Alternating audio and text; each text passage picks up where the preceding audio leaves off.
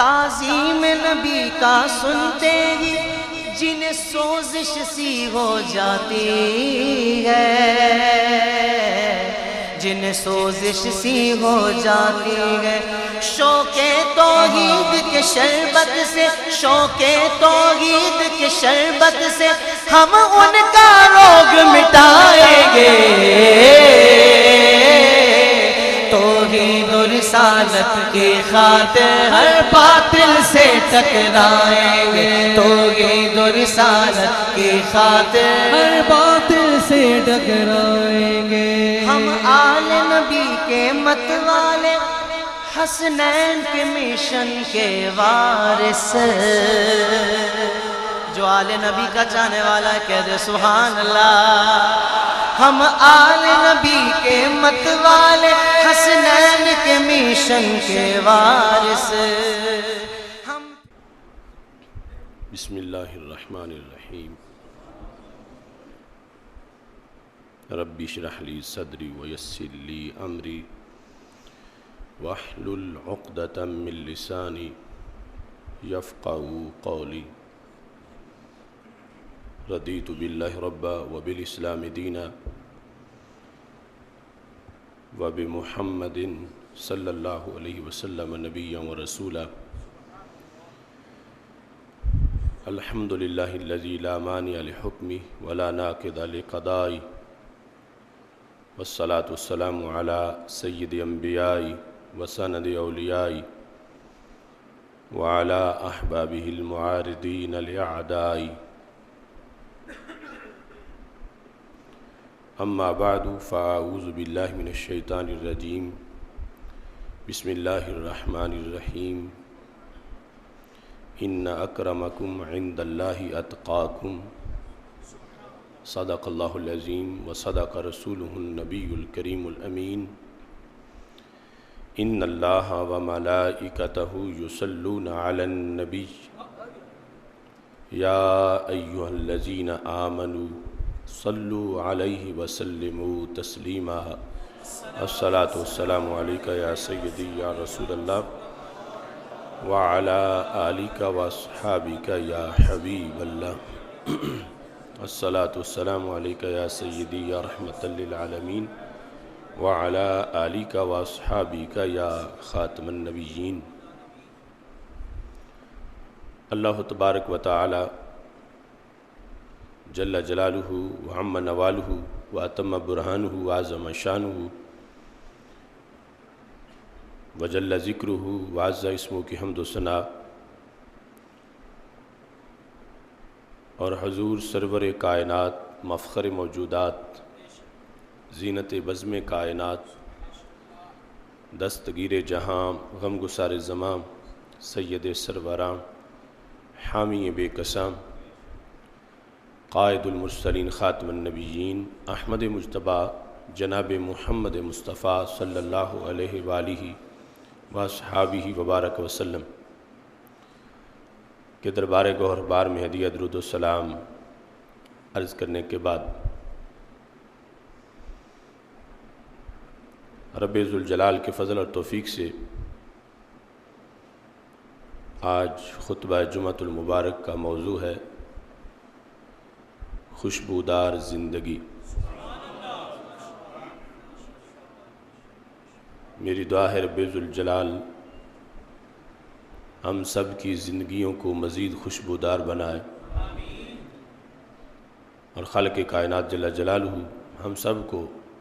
قرآن و سنت کا فہم عطا فرمائے، اور قرآن و سنت کے بلاغ و تبلیغ اور اس پر عمل کرنے کی توفیق عطا فرمائے۔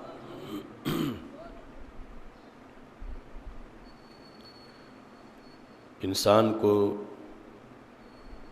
رب ذوالجلال نے احسن تقویم قرار دیا ہے، اور خالق کائنات جل جلالہ نے مخلوقات میں اس کو اشرف المخلوقات بنایا ہے، اور پھر اس امت کو رب ذوالجلال نے آخری امت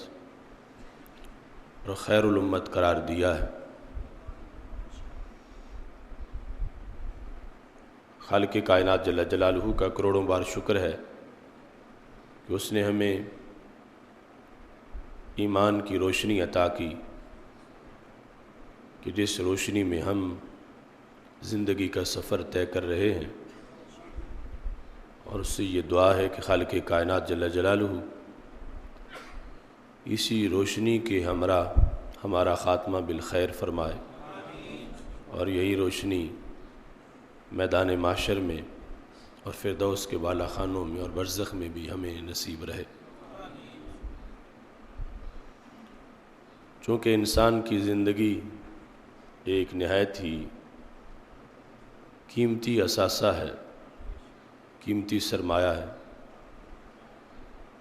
اس کی قدر و قیمت کو پہچاننا اور زندگی کو اچھے مصرف میں استعمال کرنا، یہ حقیقت میں انسان کی دانش مندی ہے اور دانائی ہے۔ اور جس کا زندگی کا وقت ضائع ہو جائے اور ناجائز اور لغویات کاموں میں لگ رہا ہو، وہ اگرچہ اپنے آپ کو کتنا ہی زیرک، دانا، سمجھ والا اور عقل والا قرار دے رہا ہو، وہ پاگل، احمق اور بے وقوف ہے کہ اس واسطے کہ اس نے اپنا قیمتی وقت ایسے کاموں میں برباد کیا کہ جو اس کے لیے دونوں جہاں میں خسارے کا باعث بنتے۔ چونکہ سید المرسلین حضرت محمد مصطفیٰ صلی اللہ علیہ وسلم کائنات میں خوشبوئیں تقسیم کرنے آئے، اور ایسی خوشبوئیں تقسیم کی کہ جو آج بھی تر و تازہ ہیں، اور ان کی مہک نے دل کے گنچے کھلا دیے ہیں، جس سمت آ گئے ہیں کوچے بسا دیے۔ آپ کی روشن تعلیمات آج بھی خوشبوؤں کی ضامن ہیں۔ اس بنیاد پر آج کا ہمارا موضوع یقیناً اہم ترین موضوعات میں سے ہے، ہم سب کے لیے اس میں لاہ عمل ہے، اور اپنی زندگی جو عارضی زندگی ہے، فانی زندگی ہے، جس کا کوئی بھروسہ نہیں اور جس کے نقطہ اختتام سے ہم واقف نہیں، ہم بہت جلد اس کو مزید خوشبوؤں سے ہمکنار کریں، تاکہ رب ذوالجلال کے ہاں اس کی ایک ایک لمحے کا ہمیں بہترین اجر و ثواب میسر ہو۔ سید المرسلین حضرت محمد مصطفیٰ صلی اللہ علیہ وسلم نے زندگی کے خوشبودار لمحات کے لحاظ سے یہ ارشاد فرمایا ہے۔ حضرت عبداللہ بن عباس رضی اللہ تعالی عنہما ارشاد فرماتے ہیں، اربع من اوتیہن فقد اوتی خیر الدنیا والآخرہ، چار چیزیں جسے میسر ہیں اسے دنیا اور آخرت کی ہر بھلائی میسر ہے۔ تو یہ رسول اللہ صلی اللہ علیہ وسلم کے جامع کلمات ہیں کہ کوزے میں دریا ہی نہیں بلکہ کئی سمندر بند کر دیے۔ چار چیزیں جسے دے دی گئیں اسے خیر دنیا اور خیر آخرہ، دنیا کی خیر، دنیا کی بھلائی اور آخرت کی بھلائی اس کو عطا کر دی گئی۔ نبی اکرم نور مجسم شفیع معظم صلی اللہ علیہ وسلم نے ان کو بیان کرتے ہوئے ارشاد فرمایا، وہ چار چیزیں کون سی ہیں؟ فرمایا قلباً شاکرا، وہ دل جو شکر کرنے والا، جس کو شکایتی دل نہیں بلکہ شکر کرنے والا دل میسر آیا۔ نبی اکرم نور مجسم شفیع معظم صلی اللہ علیہ وسلم فرماتے ہیں اس کی زندگی خوشبودار ہے، کیونکہ دل ہی بادشاہ ہے انسان کے اعضاء پر، اور بادشاہ بگڑ جائے تو رعایا خستہ حال ہو جاتی ہے، اور بادشاہ جو ہے وہ صحیح ہو تو پوری رعایا چین کی نیند سوتی ہے۔ اور نبی اکرم نور مجسم شفیع معظم صلی اللہ علیہ وسلم نے دوسرے مقام پر فرمایا فی الجسد مضغہ، جسم میں ایک لوتھڑا ہے، ان صلحت صلح الجسد کلو، اگر وہ صحیح ہو جائے تو سارا جسم صحیح ہو جاتا ہے، وَإِن فَسَدَتْ فَسَدَ الْجَسَدُ كُلُّ، اگر وہ خراب ہو جائے تو پورا جسم ہی خراب ہو جاتا ہے، أَلَا وَهِيَ الْقَلْبُ، فرمایا یاد رکھو اس لوتھڑے کو دل کہا جاتا ہے۔ تو جس کو شکر کرنے والا دل رب ذوالجلال فراہم کرے، چار چیزوں میں سے ایک چیز بھلائی کے لحاظ سے ہمارے آقا صلی اللہ علیہ وسلم نے دل کے لحاظ سے اس کا ذکر فرمایا۔ دوسرے نمبر پر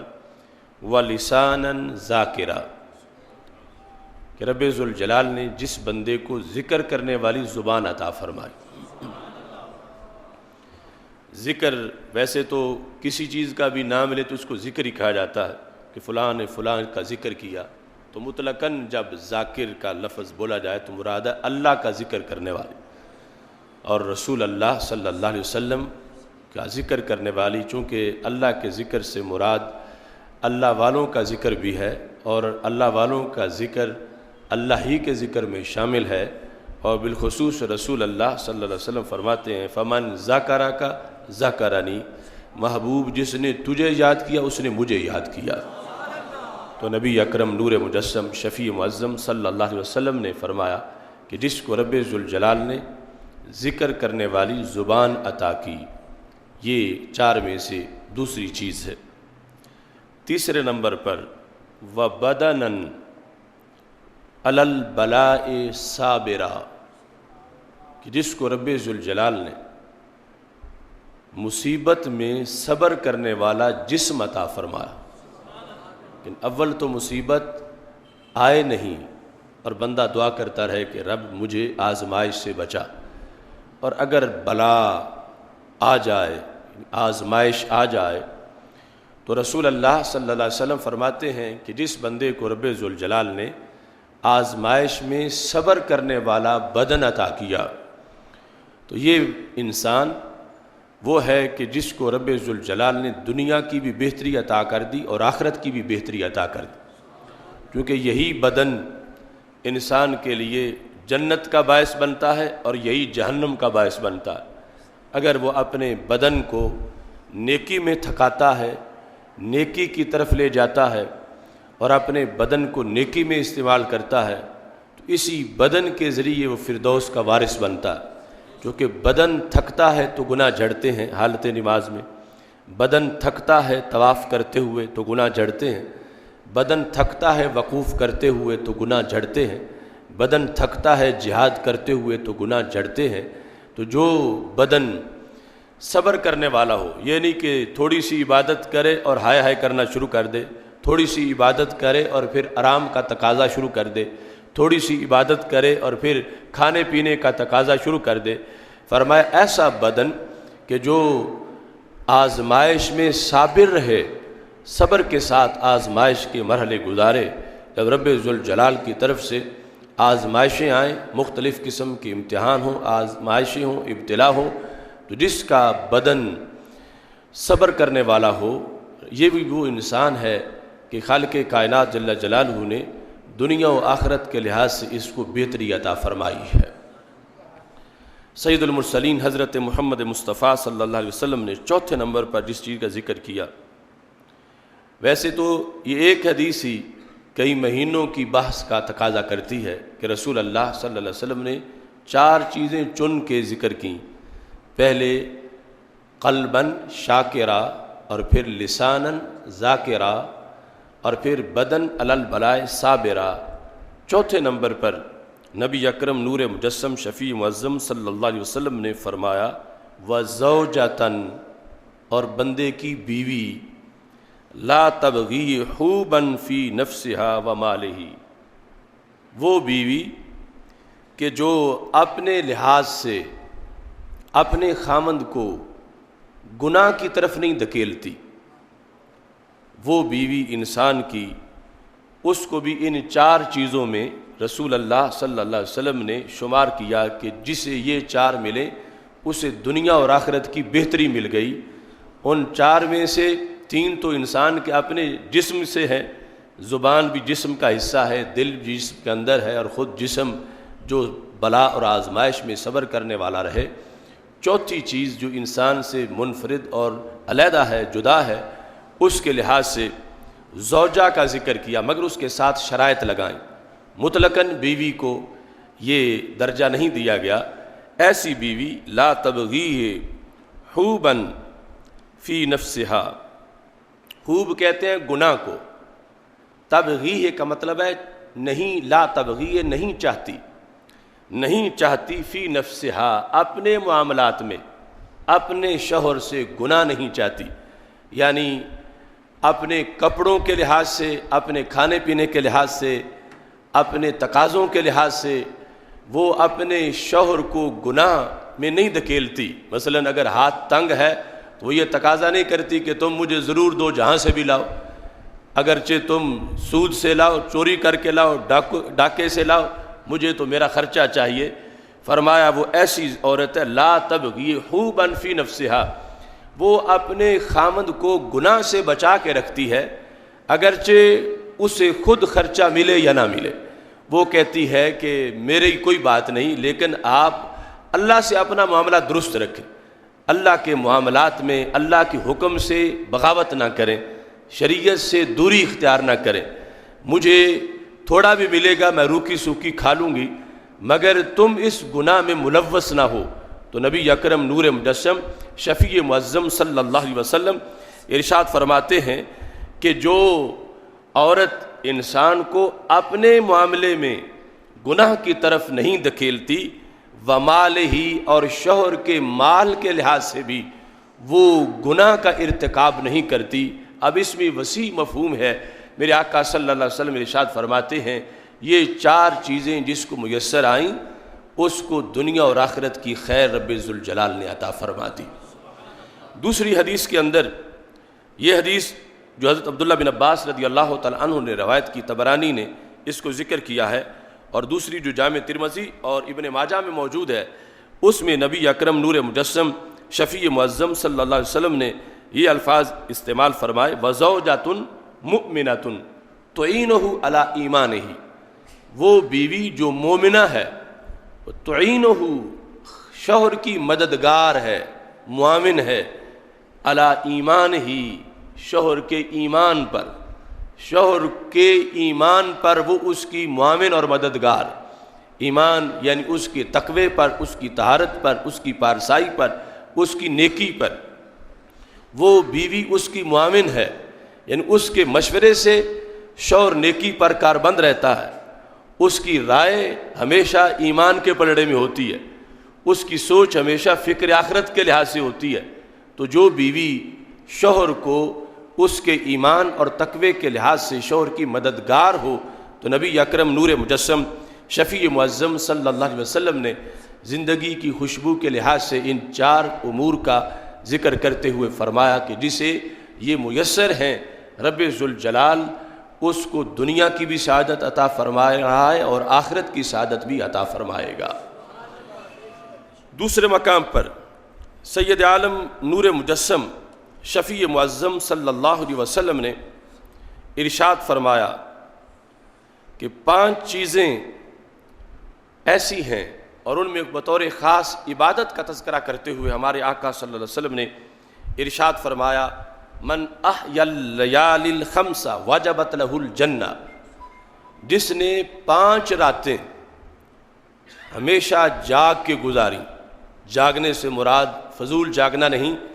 جاگنے سے مراد یعنی ان راتوں میں قیام کرنا، رکوع کرنا، سجدہ کرنا، اللہ کی بندگی کرنا، اذکار، ورد، وظائف، درود و سلام، یہ ساری چیزیں اس میں موجود ہیں۔ فرمایا جس نے 5 راتیں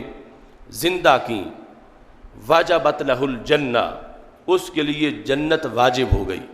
یعنی اللہ نے اس کی جنت کو کنفرم کر دیا۔ وہ 5 راتیں کون سی ہیں؟ الترویہ ولیلۃ عرفہ، ایک رات 8 ذوالحج کی، دوسری رات 9 ذوالحج کی، ولیلۃ النحر، تیسری رات یوم النحر کی یعنی جو قربانی کا دن ہے، ولیلۃ الفطر، اور عید الفطر کی رات، یعنی عید الفطر کی رات یعنی عید سے پہلے کی جو رات ہے، جو چاند رات ہے، ولیلۃ النصف من شعبان، اور ابھی جو شب برات گزری ہے، ان 5 کے لحاظ سے نبی اکرم نور مجسم شفیع معظم صلی اللہ علیہ وسلم نے فرمایا کہ جس نے ان راتوں کو زندہ رکھا اور اپنی عادت بنا لی ان راتوں کی بندگی کے لحاظ سے، تو خالق کائنات جل جلالہ نے اس شخص کے لیے جنت کو لازم کر دیا۔ سید المرسلین حضرت محمد مصطفیٰ صلی اللہ علیہ وسلم سے سیدہ عائشہ صدیقہ رضی اللہ تعالی عنہا روایت کرتی ہیں، من اوتی الرفق فقد اوتی حظہ من خیر الدنیا والآخرہ۔ رب ذوالجلال نے جس شخص کو معاملات میں نرمی عطا فرمائی، معاملات کے اندر سختی کے بجائے نرمی عطا کی، اس کو دنیا اور آخرت کی بھلائی عطا کر دی گئی۔ اور نبی اکرم نور مجسم شفیع معظم صلی اللہ علیہ وسلم نے اس کے ساتھ دوسری چیز کا ذکر صلہ رحمی کے طور پر کیا، اور تیسری کا حسن اخلاق کے ساتھ، یعنی معاملات میں نرمی، رشتہ داروں کے ساتھ صلہ رحمی، اور اس کے ساتھ پڑوسیوں کے ساتھ حسن سلوک، اور چوتھے نمبر پر حسن اخلاق، یعنی یہ 4 چیزیں جس کو عطا کی گئیں، فرمایا دنیا آخرت کی بھلائی اس کو دے دی گئی۔ اور بالخصوص حسن خلق اور پڑوسیوں کے ساتھ حسن سلوک کے لحاظ سے ہمارے آقا صلی اللہ علیہ وسلم ارشاد فرماتے ہیں، یعمران الدیار، اس عمل سے شہر آباد ہوتے ہیں، ان میں خون خرابہ نہیں ہوتا، شہروں کی آبادی پرامن ہوتی ہے۔ اور وَيَزِيدَانِ فِي الْآمَارِ، یہ 2 کام ایسے ہیں جس سے بندے کی زندگی بڑھ جاتی ہے، عمر میں برکت ہو جاتی ہے۔ یعنی اگر کوئی شخص پڑوسیوں سے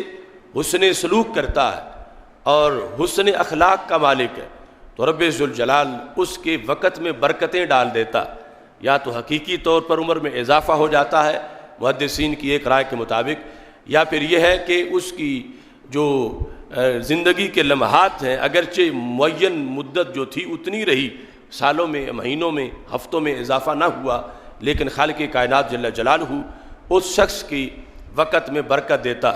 جس طرح دوسری حدیث بخاری ہے کہ جو صلہ رحمی کرتا ہے اور والدین کی خدمت کرتا ہے تو رب ذوالجلال اس کی عمر میں اضافہ کر دیتا ہے اور اللہ تعالیٰ اس کے رزق میں اضافہ کر دیتا ہے۔ تو یہاں سید المرسلین حضرت محمد مصطفیٰ صلی اللہ علیہ وسلم نے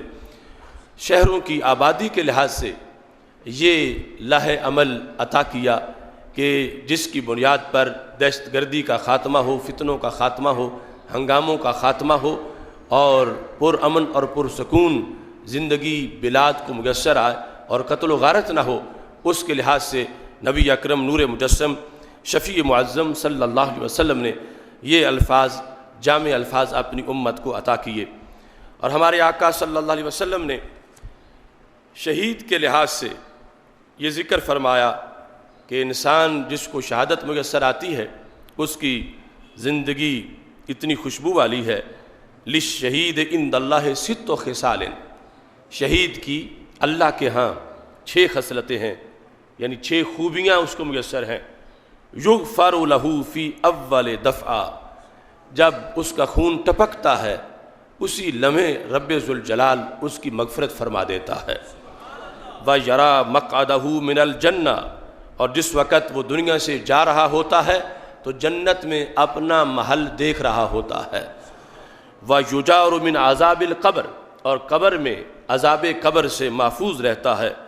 وَيَأْمَنُ مِنَ الْفَزْعِ الْأَكْبَرِ، اور حشر کے دن وہ جو بڑی گھبراہٹ ہے جس میں سارے لوگ گھبرائیں گے، فزع اکبر سے شہید محفوظ رہے گا۔ وَيُوضَعُ عَلَى رَأْسِهِ تَاجُ الْوَقَارِ، اس کے سر پر قیامت کے دن وقار کا تاج رکھا جائے گا، اور اس کی 2 حوروں سے شادی ہوگی، اور اس کے ساتھ وَيُشَفَّعُ فِي 70 مِنْ أَقَارِبِهِ، تو نبی اکرم نور مجسم شفیع معظم صلی اللہ علیہ وسلم ارشاد فرماتے ہیں وہ صرف خود ہی جنتی نہیں بلکہ اس کو جنت لے جانے کا کوٹا بھی عطا کیا جائے گا۔ وَيُشَفَّعُ فِي 70 مِنْ أَقَارِبِهِ، اپنے رشتہ داروں میں سے 70 کے بارے میں اس کی سفارش قبول ہوگی۔ وہ جن کے بارے میں سفارش کرے گا تو اللہ تبارک و تعالی نے اس کو یہ کوٹا عطا کیا کہ اس کے کہنے پر 70 افراد کو جنت عطا کی جائے گی۔ سید المرسلین حضرت محمد مصطفیٰ صلی اللہ علیہ وسلم نے امت مسلمہ کے لحاظ سے جو ایمان کی خوشبو ہر کسی کو میسر ہے، یہ ارشاد فرمایا۔ حضرت انس بن مالک رضی اللہ تعالیٰ عنہ روایت کرتے ہیں، فرمایا ان ھذہ الامہ امۃ مرحومہ، فرمایا یہ جو میری امت ہے یہ مرحوم امت ہے، مرحومہ امت ہے، یعنی رحم کی گئی امت ہے، اللہ کی طرف سے اس پر مسلسل رحم ہے، یہ امت مرحومہ ہے۔ عذابھا بایدیھا، اس کو اور کوئی عذاب نہیں، اس کا عذاب خود اپنے ہاتھوں سے ہی ہے، یعنی یہ جو باہم آپس میں عشق کی چپکلش معاملات اور آپس کے جھگڑے ہیں۔ فَإِذَا كَانَ يَوْمُ الْقِيَامَةِ، فرمایا جب قیامت کا دن ہوگا، دُفِعَ إِلَىٰ كُلِّ رَجُلٍ مِّنَ الْمُسْلِمِينَ رَجُلٌ مِّنَ الْمُشْرِكِينَ، قیامت کے دن ہر مسلمان کو رب ذوالجلال کی طرف سے اس کے سامنے، ہر مسلمان کے سامنے ایک مشرک پیش کیا جائے گا، ایک کافر اس کے سامنے پیش کیا جائے گا اور کہا جائے گا ھذا فداؤک من النار، یہ وہ ہے جو تمہاری جگہ ہم جہنم میں بھیج رہے ہیں، تجھے تو جنت دے رہے ہیں اور یہ تمہارا فدیہ ہے، تمہارے فدیے کے طور پر اس کو کافر و مشرک کو جہنم میں بھیجا جا رہا ہے۔ غافل نہ ہو خودی سے کر اپنی پاسبانی، شاید کسی حرم کا ہے تو بھی آستانہ، کہ ایک مومن یعنی اللہ کے دربار میں ایمان کی بنیاد پر اس کا کتنا مرتبہ و مقام ہے کہ اس کو جہنم سے رہائی دینے کے لیے فدیے کے طور پر وہ کافر و مشرک پیش کیا جائے گا اور اس کو جہنم سے رہا کیا جائے گا، اور ساتھ اس کو جہنم میں جو اس کی جگہ تھی وہ بھی دکھائی جائے گی کہ یہ تیرا جہنم میں مقام تھا، اب تو جنت جا رہا ہے اور تجھے رب ذوالجلال نے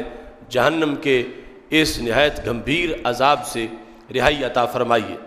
سید المرسلین حضرت محمد مصطفیٰ صلی اللہ علیہ وسلم نے انسان کے لیے جو سب سے اہم خوشبو زندگی کی عطا کی ہے، اس خوشبو کے لحاظ سے حدیث شریف میں یہ الفاظ موجود ہیں۔ نبی اکرم نور مجسم شفیع معظم صلی اللہ علیہ وسلم تشریف فرما تھے۔ حضرت انس رضی اللہ تعالیٰ عنہ روایت کرتے ہیں، ایک شخص حاضر خدمت ہوا اور اس نے رسول اللہ صلی اللہ علیہ وسلم سے یہ سوال کیا، متی الساعہ،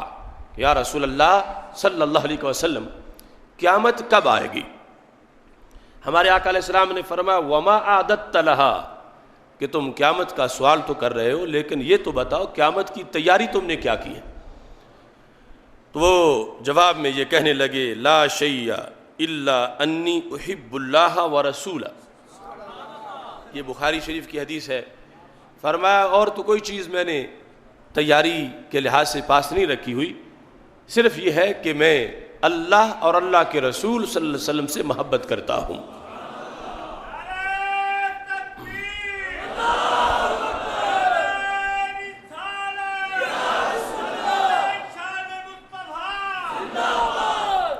لا شیء الا انی احب اللہ ورسولہ، تو شارحین بخاری نے اس کی وضاحت کی جو کہ قرآن و سنت کی دیگر نصوص کی روشنی میں ہے۔ اس کا یہ معنی نہیں کہ اس شخص کے پلے کوئی نماز نہیں تھی، کوئی روزہ نہیں تھا، کوئی حج نہیں تھا، کوئی زکوٰۃ کا عمل نہیں تھا، یہ مطلب نہیں۔ وہ یقیناً ایک صحابی تھے، زاہد تھے، عابد تھے، متقی تھے، پرہیزگار تھے، مگر وہ یہ کہہ رہے تھے محبوب مجھے نمازوں پہ ناز نہیں، ناز ہے تو آپ کی نسبت پہ ناز ہے۔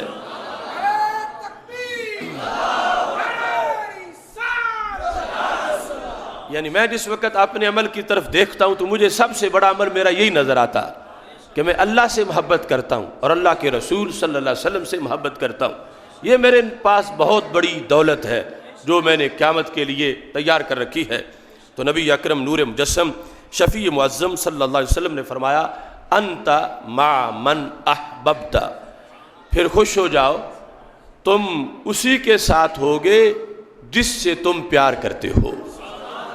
جو تو محبت تمہارے دل میں موجود ہے تو یہ محبت رائے گاہ نہیں جائے گی، اس محبت کا پروٹوکول قیامت میں بھی ہوگا،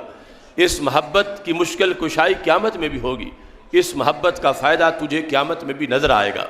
تو نبی اکرم نور مجسم شفیع معظم صلی اللہ علیہ وسلم نے جس وقت یہ ارشاد فرمایا تو حضرت انس رضی اللہ تعالی عنہ کہتے ہیں فما فرحنا بشیء، ہم پوری زندگی میں کبھی کسی خبر پر اتنے خوش نہیں ہوئے.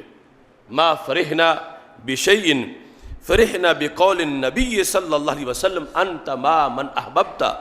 کہ ہم کسی جملے پر اتنے خوش نہیں ہوئے تھے جتنے رسول اللہ صلی اللہ علیہ وسلم کی اس جملے پر خوش ہوئے کہ تم اسی کے ساتھ ہو جس کے ساتھ تم پیار کرنے والے ہو. یعنی یہ پیار تمہیں جنت میں لے جائے گا، اور جنت بھی وہ جس میں رسول اللہ صلی اللہ علیہ وسلم کی رفاقت میسر آئے. یعنی رفاقت کا یہ مطلب ہے کہ جب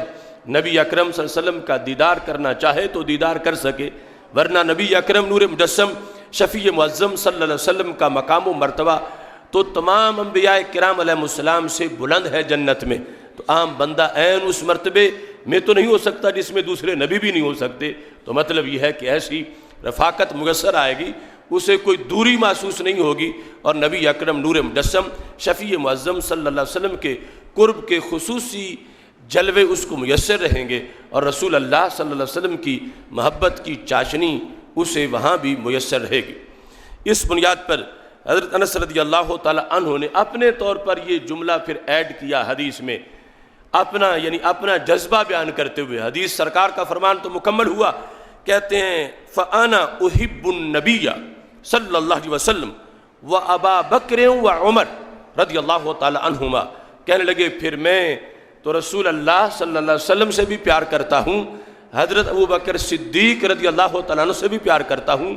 حضرت عمر رضی اللہ تعالیٰ عنہ سے بھی پیار کرتا ہوں. وَأَرْجُو أَنْ أَكُونَ مَعَهُمْ بِحُبِّ إِيَّاهُمْ،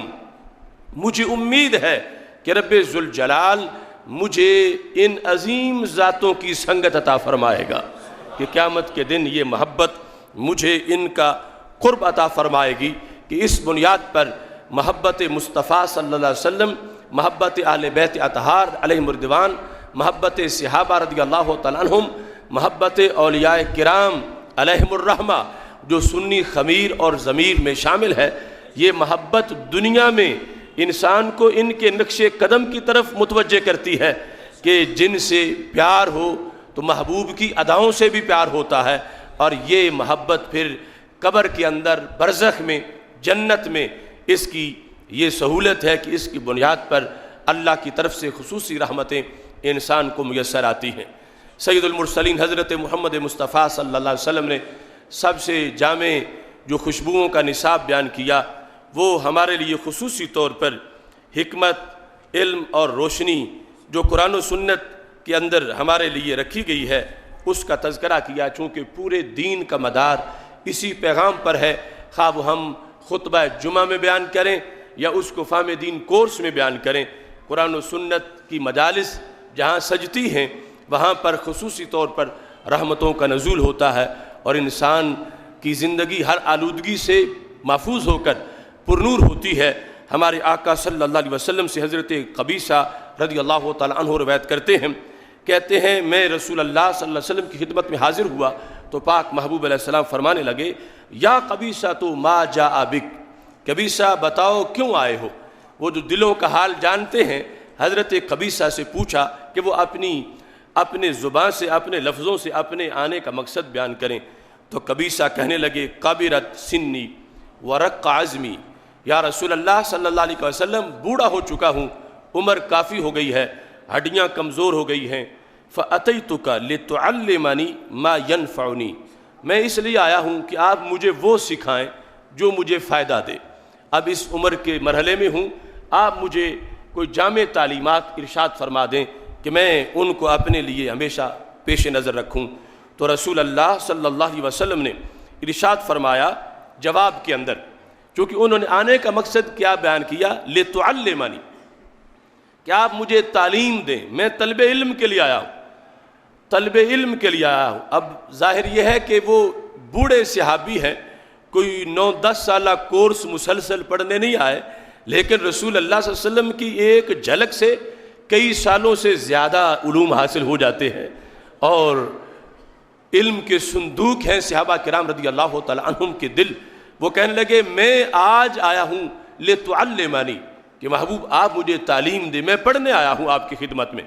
تو میرے آقا صلی اللہ علیہ وسلم نے اس موقع پر یہ جملہ ارشاد فرمایا جو قیامت تک کے علم کے طلبگاروں کے لیے حوصلہ افزائی ہے، خواہ وہ علم حاصل کرنے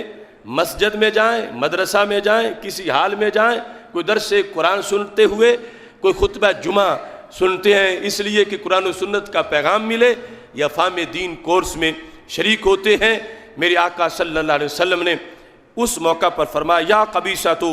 ما مررت بحجر ولا مدر ولا شجر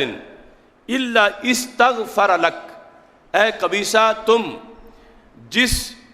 پتھر کے پاس سے گزرے ہو، جس درخت کے پاس سے گزرے ہو، یا مٹی کے جس ڈھیلے کے پاس سے گزر کے پڑھنے آئے ہو، ان سب نے تمہاری مغفرت کی دعا مانگی ہے، کہ چونکہ تم اس عظیم مشن کے لیے نکلے ہو۔ اب اس میں یہ بات واضح ہے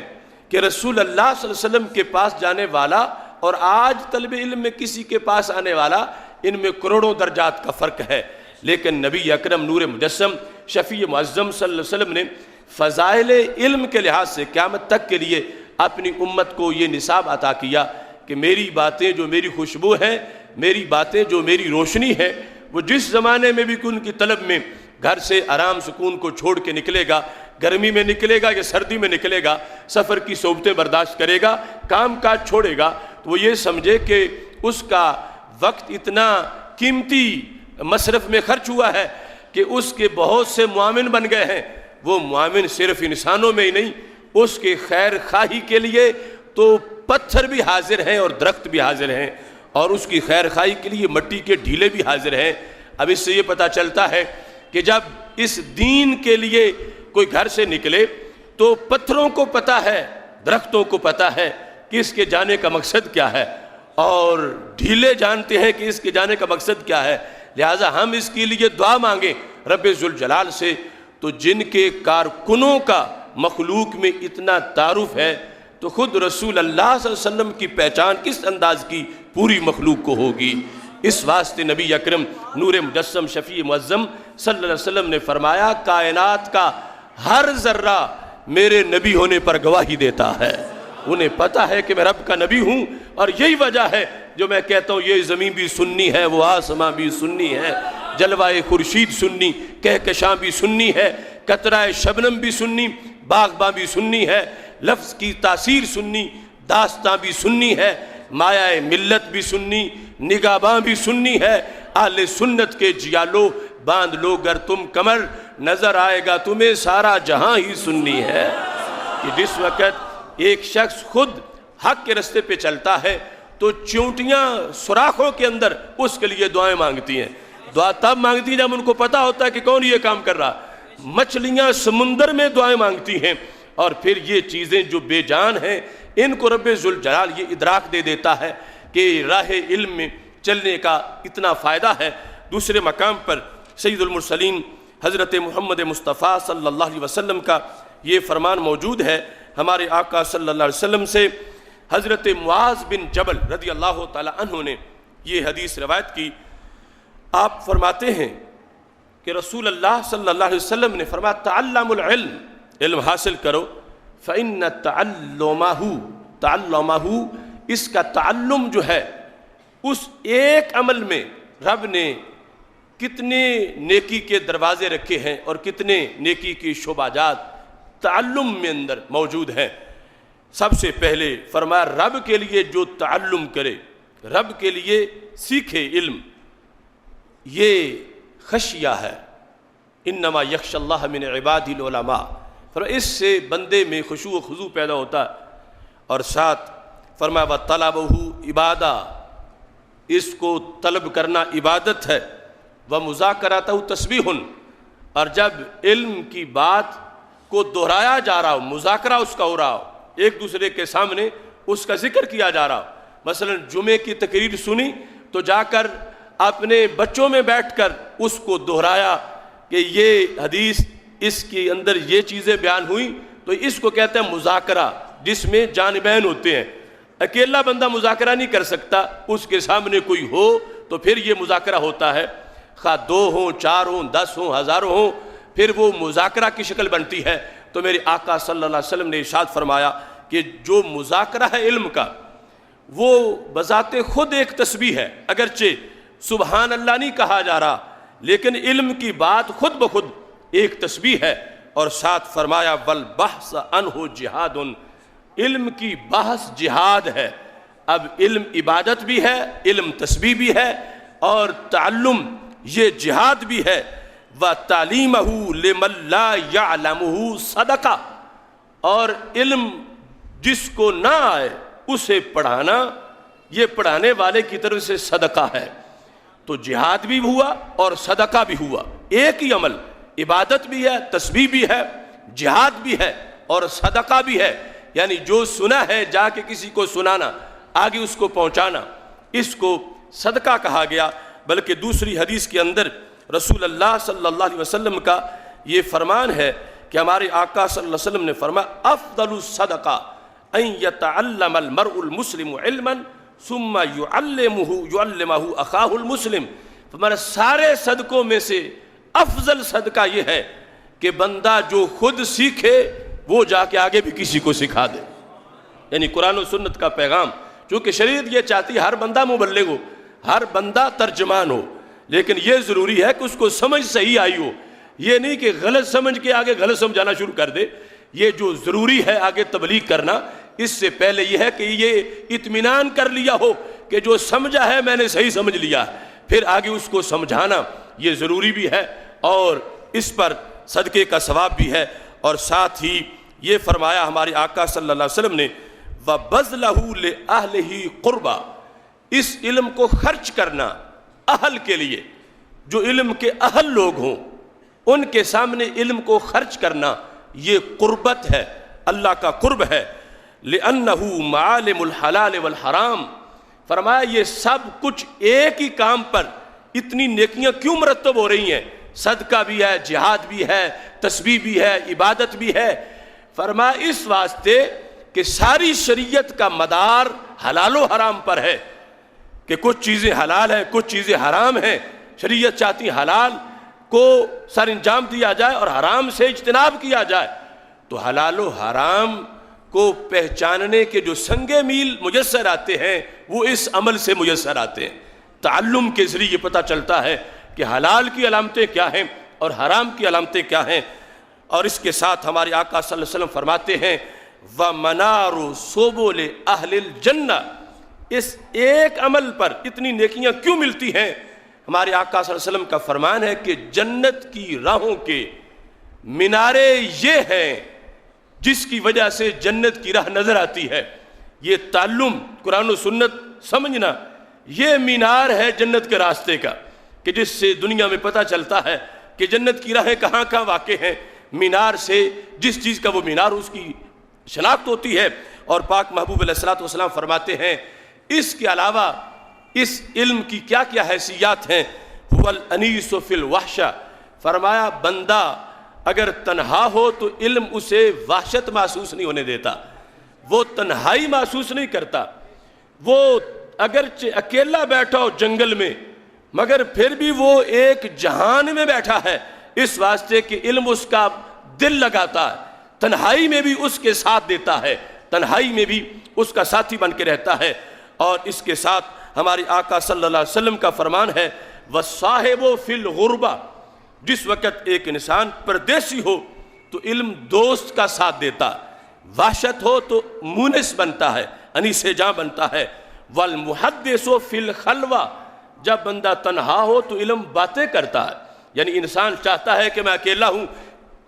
میرے ساتھ کوئی بات کرے، تو ہمارے آقا صلی اللہ علیہ وسلم فرماتے ہیں یہ ایک ہی چیز، اس کے سارے شعبے ہیں۔ وَالْمُحَدِّثُ فِي الْخَلْوَةِ، تمہیں یہ تلاش ہے کہ میری خلوت کے لمحے اچھے گزریں، کوئی میرے ساتھ بات کرنے والا ہو، فرمایا دین کا علم پڑھ لو، یہ تم سے باتیں بھی کرے گا۔ وَالْمُحَدِّثُ فِي الْخَلْوَةِ، خلوت میں یہ تمہارے لیے گفتگو کرے گا۔ وَالدَّلِيلُ عَلَى السَّرَّاءِ وَالضَّرَّاءِ، تمہیں تلاش ہے کہ میں غم کا وقت کیسے گزاروں اور خوشی کا وقت کیسے گزاروں، تو میرے آقا صلی اللہ علیہ وسلم فرماتے ہیں یہ گائیڈ بک ہے تمہارے لیے کہ تمہیں غم اور خوشی کے لمحات کے اندر یہ علم ہی تمہاری رہنمائی کرے گا کہ تم نے یہ وقت کس انداز میں گزارنا ہے. والصلاح علی الاعداء، فرمایا یہ علم ہی تمہارا اسلحہ ہے دشمنوں کے خلاف. والصلاح علی الاعداء، یہ دشمنوں کے خلاف تمہیں اسلحے کا کام دے گا. والزین عند الاخلاء، دوستوں میں یہی علم تمہیں زینت کا کام دے گا. یعنی محفل دوستہ ہوگی تو انجمن میں یہ تمہاری زینت ہے، علم تمہاری زینت ہے دوستوں میں بیٹھے ہوئے کہ یہ بندہ صاحب علم ہے، اس کے پاس علم ہے. تو علم دوستوں کی انجمن میں تمہاری زینت ہے، اور دشمنوں کے خلاف یہ علم دین تمہارے لیے اسلحہ ہے. اور میرے آقا صلی اللہ علیہ وسلم فرماتے ہیں یرفع اللہ بہ اقواما فیجعلہم فی الخیر قادا. فرمایا علم کے ذریعے سے رب ذوالجلال قوموں کو بلندی دیتا ہے اور ان کو کیا کرتا ہے، فیجعلہم فی الخیر قادا، ان کو بھلائی کا قائد بنا دیتا ہے، بھلائی کے رستے کا لیڈر بنا دیتا ہے. اگرچہ کوئی غلاموں کی اولاد ہو، یہ علم دین اس کو سروری دیتا ہے، اس کو سرداری دیتا ہے. وَأَئِمَّةً، اور یہ علم ان کو بھلائی کا امام بنا دیتا ہے. میرے آقا صلی اللہ علیہ وسلم ارشاد فرماتے ہیں تُخْتَصُّ آثَارُهُمْ، وہ لوگ کہ پھر قومیں ان کے نقش قدم تلاش کرتی ہیں. علم کی وجہ سے مرتبہ ملا امام اعظم ابو حنیفہ کو، علم کی وجہ سے مرتبہ ملا امام بخاری کو، علم کی وجہ سے یہ ائمہ پھر ایسے بنے کہ لوگ ان کے نقش پاک کی تلاش میں ہوتے ہیں. وَيُقْتَدَى بِفِعَالِهِمْ، پھر ان کے افعال کی اقتدا کی جاتی ہے، لوگ ان کو فالو کرتے ہیں. وَيُنْتَهَى إِلَىٰ رَأْيِهِمْ، اور پھر لوگ ان کی رائے پر جا کر مطمئن ہو جاتے ہیں، پوچھتے ہیں پہلے کہ مسئلہ کیسا ہے. لیکن یہ علم جہاں جلوہ گر تھا وہاں جب پہنچے تو اپنے دل کو اطمینان ہو گیا کہ جو کچھ یہ کہہ رہے ہیں اب ان کی رائے پر میں اپنا فیصلہ کر لیتا ہوں. میرے آقا صلی اللہ علیہ وسلم ارشاد فرماتے ہیں علم جب جلوہ گر ہوتا ہے تو پھر فرمایا وَتَرْغَبُ الْمَلَائِكَةُ فِي خُلَّتِهِمْ، یہ علم جب عروج پہ پہنچتا ہے تو جن سینوں میں علم ہوتا ہے فرشتے ان سے دوستی کرنے میں رغبت کرتے ہیں. ترغب الملائکۃ فی خلتہم، ہر بندہ چاہتا ہے اپنے سے بڑے سے میری دوستی ہو جائے. تو فرشتوں کو یہ تلاش ہے، ان کو اٹریکشن نظر آتی ہے کہ فلاں بندے سے اگر دوستی ہو جائے تو بڑا اچھا. فی خلتہم، ان کی خلت میں، ان کی رفاقت اور دوستی میں فرشتے رغبت محسوس کرتے ہیں. وَبِأَجْنِحَتِهَا تَمْسَحُهُمْ، اور فرشتے اپنے پروں سے ان کے قدم جھاڑتے ہیں. اب ظاہر ہے کہ اس سے مراد ہر بندہ تو نہیں ہے، لیکن علمی ہے. جہاں جلوہ گر ہوا اور عروج پر وہ انسان پہنچا، اور علم کے ذریعے اگرچہ وہ کسی غلام کا بیٹا تھا، مزدور کا بیٹا تھا، کسان کا بیٹا تھا، یا پہلے اگرچہ کسی کافر ہندو سکھ کا بیٹا تھا، پھر مسلمان ہونے کے بعد اس کو یہ شان مل گئی کہ اب فرشتے اس کے ساتھ دوستی علیق سلیق میں رغبت محسوس کرتے ہیں، خوشی محسوس کرتے ہیں کہ فلاں عالم دین سے ہماری دوستی ہے. میرے آقا صلی اللہ علیہ وسلم کا یہ خطبہ زندگی کو خوشبودار کرنے کا سب سے بڑا خطبہ ہے. پاک محبوب علیہ الصلوۃ والسلام فرماتے ہیں کہ فرشتے پھر ان کے آگے پیچھے ہوتے ہیں اور اپنے پروں سے ان کو چھوتے ہیں. اور رسول اللہ صلی اللہ علیہ وسلم ارشاد فرماتے ہیں یستغفر لہم کل رطب و یابس، ان کے لیے خشک و تر کی ہر چیز دعائیں مانگتی ہے، ان کے لیے استغفار کرتی ہے. وحیتان البحر و حوامہ، سمندر کی مچھلیاں اور دیگر حشرات الارض ان کے لیے دعائیں مانگتے ہیں. وسباع البر و انعامہ، اور خشکی کے جتنے بھی درندے ہیں اور دوسرے جانور، یعنی یہاں آ کے درندوں کی درندگی بھی جھک جاتی ہے کہ وہ درندے اور انعام یعنی جانور یہ سارے اس عالم دین کے لیے دعا کرتے ہیں. پھر سرکار نے آگے وجہ بیان کی کہ اتنی بڑی شانیں کیوں مل گئی ان لوگوں کو. فرمایا لِأَنَّ الْعِلْمَ حَيَاتُ الْقُلُوبِ مِنَ الْجَهْلِ، اس واسطے کہ دل زندہ ہوتا ہے تو علم سے زندہ ہوتا ہے. یعنی آگے سارے معاملات تو دل کے ہیں، دل زندہ ہوگا تو پھر بہتری ہوگی انسان میں اور اس کی برکات ہوگی زندگی میں. فرمایا لِأَنَّ الْعِلْمَ حَيَاتُ الْقُلُوبِ مِنَ الْجَهْلِ، اس واسطے کہ علم زندگی ہے دلوں کی جہالت کے مقابلے میں۔ وَمَصَابِيحُ الْأَبْصَارِ مِنَ الظُّلَمِ، ایک ہوتا ہے ظلم، ایک ہے ظلم۔ ظلم جو ہے یہ ہے اندھیرے۔ فرمایا علم جو ہے یہ اندھیروں کے اندر بندے کے لیے چراغ کا کام دیتا ہے۔ یہ دل کی زندگی ہے، دل مردہ ہو علم سے زندہ ہوتا ہے، اور یہ انسان کے لیے چراغ ہیں۔ یبلغ العبد بالعلم منازل الاخیار، علم کی وجہ سے بندہ اخیار کی منزلوں تک پہنچ جاتا ہے۔ اخیار جو سردار ہیں اللہ کے نزدیک، جن کا تقوی پرہیزگاری اعلیٰ درجے کا ہے، علم کی وجہ سے انسان ان کے درجات تک پہنچتا ہے، اور دنیا اور آخرت میں والدرجات العلا، جو بلند درجات ہیں ان تک یہ پہنچتا ہے۔ اب ہمارے آقا صلی اللہ علیہ وسلم فرماتے ہیں علم کے ذریعے سے جس وقت علم پڑھنے کا وقت ہے، آگے اس کو خرچ کرنے کا وقت ہے، تو اس کا ایک ایک لمحہ اللہ کے ہاں کتنا قیمتی ہوتا ہے، اس کا اللہ کے دربار میں کتنا ریٹ لگتا ہے، رب ذوالجلال اس پر کتنا اجر دیتا ہے۔ میرے آقا صلی اللہ علیہ وسلم ارشاد فرماتے ہیں التفکر فیہ یعدل الصیام، علم میں جب کوئی غور کرتا ہے، اب یہ سب علم دین کی بات ہو رہی ہے، تو کیا ہوتا ہے؟ فرمایا ایک گھڑی غور کرے تو روزے کا ثواب ملتا ہے، یعدل الصیام، روزے کے برابر ہے۔ وَمُدَارَسَاتُهُ تَعْدِلُ الْقِيَامِ، اور اگر اس کا درس دے، مدارسہ بھی باب تفاعل ہے، اس میں بھی دو کا ہونا کم از کم ضروری ہے، ایک درس دے رہا ہو دوسرا لے رہا ہو، ایک بول رہا ہو دوسرا سن رہا ہو، جیسے مذاکرہ ہے ایسے ہی مدارسہ ہے۔ ہمارے آقا صلی اللہ علیہ وسلم نے ارشاد فرمایا جس وقت علم کا مدارسہ ہو، علم پڑھایا جا رہا ہو، ایک گھڑی وہ رات کے قیام کے برابر ہے۔ وَبِهِ تُوصَلُ الْأَرْحَامُ، اسی وجہ سے علم کے ذریعے صلہ رحمی ہوتی ہے۔ وَبِهِ يُعْرَفُ الْحَلَالُ مِنَ الْحَرَامِ، اسی وجہ سے پہچان ہوتی ہے حرام سے حلال کی، اور اس کو جدا سمجھا جاتا ہے۔ وَهُوَ إِمَامُ الْعَمَلِ، یہ جملہ ہے کروڑہا جملوں سے زیادہ وزنی۔ میرے آقا صلی اللہ علیہ وسلم نے ارشاد فرمایا وَهُوَ إِمَامُ الْعَمَلِ، فرمایا ہم نے علم کو عمل کا امام بنا دیا ہے۔ علم عمل کا امام ہے، عمل مقتدی ہے اور علم اس کا امام ہے۔ اور رسول اللہ صلی اللہ علیہ وسلم فرماتے ہیں وَالْعَمَلُ تَابِعُهُ، عمل تابع ہے علم کے، اور خالق کائنات جل جلالہ کی طرف سے اس انداز میں اس کے جلوہ گریاں ہیں۔ یلہمہ السعداء ویحرمہ الاشقیاء، یہاں پر حدیث ختم ہو رہی ہے کہ رسول اللہ صلی اللہ علیہ وسلم ارشاد فرماتے ہیں رب ذوالجلال جنہیں سعادت مند بنائے ازل سے، علم انہیں دیتا ہے، اور جو شقی اور بدبخت ہوں وہ علم سے محروم رہتے ہیں، انہیں علم میسر نہیں آتا۔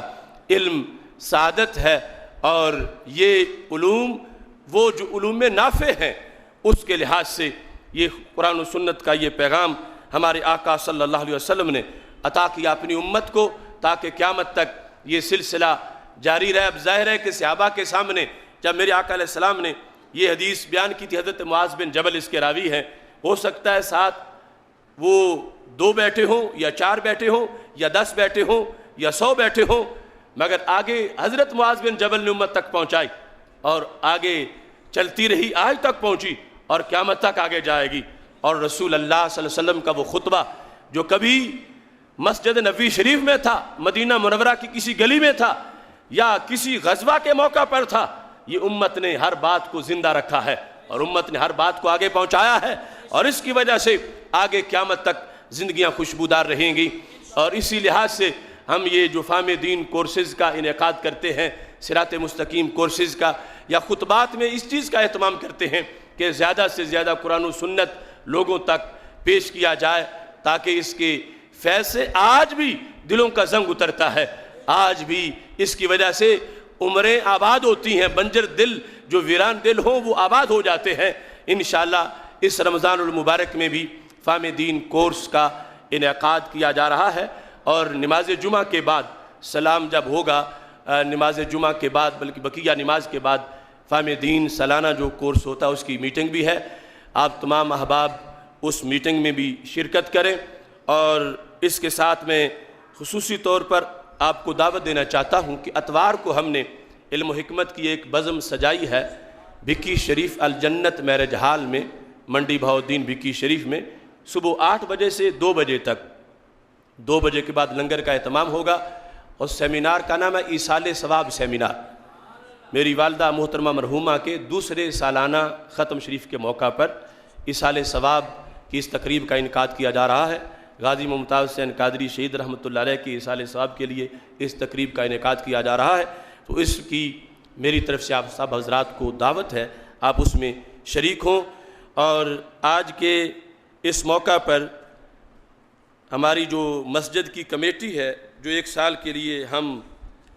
معین کرتے ہیں اور جن حضرات کی ڈیوٹی ہوتی ہے وہ خدمت کے طور پر اس کو قبول کرتے ہیں اور پھر کوشش کرتے ہیں کہ سال بھر وہ خدمت کریں اور پھر اگلے سال کے لیے کمیٹی تشکیل پاتی ہے۔ تو گزشتہ سال جن احباب کی ڈیوٹی لگائی گئی تھی اور انہوں نے اس کو اپنی ڈیوٹی سمجھا، بعض لوگ ان عہدوں کو بعض مقامات پر، یہاں کی نہیں بات کر رہا، استعمال کرتے ہیں اور مسجدوں کو اپنی جاگیر بنا لیتے اور مسجدوں پہ اپنے آرڈر مسلط کرنا شروع کر دیتے اور قرآن و سنت کے پیغام کو وہ اپنے کنٹرول میں لینا چاہتے ہیں۔ تو اس طرح کی جو کمیٹی ہیں ان کے خلاف قرآن و سنت نے بہت سے احکام صادر کیے کہ جو قرآن و سنت کے احکام کے لیے اپنی منمانیاں مسلط کرنا چاہتے ہیں کہ خطیب یوں کہے، امام یوں کہے۔ اللہ کا فضل ہے جامع مسجد رضا مجتبیٰ جس کے اندر قرآن و سنت کا مسلسل پیغام سال ہر سال سے جا رہا ہے، اور یہ اللہ کا خصوصی فضل ہے کہ یہاں احباب جو مسجد کی خدمت کرتے ہیں وہ مسجد کی خدمت سے منسلک رہتے ہیں اور جو قرآن و سنت کا پیغام ہے اس سے پیار کرتے ہیں اور کسی کے کہنے پر کوئی دباؤ برداشت نہیں کرتے، اور ہمارا جو ایک سلسلہ ہے قرآن و سنت کو پہنچانے کا، اس سلسلے میں ہمارے ساتھ معاون ہوتے ہیں اور مددگار ہوتے ہیں، اور یہ یقیناً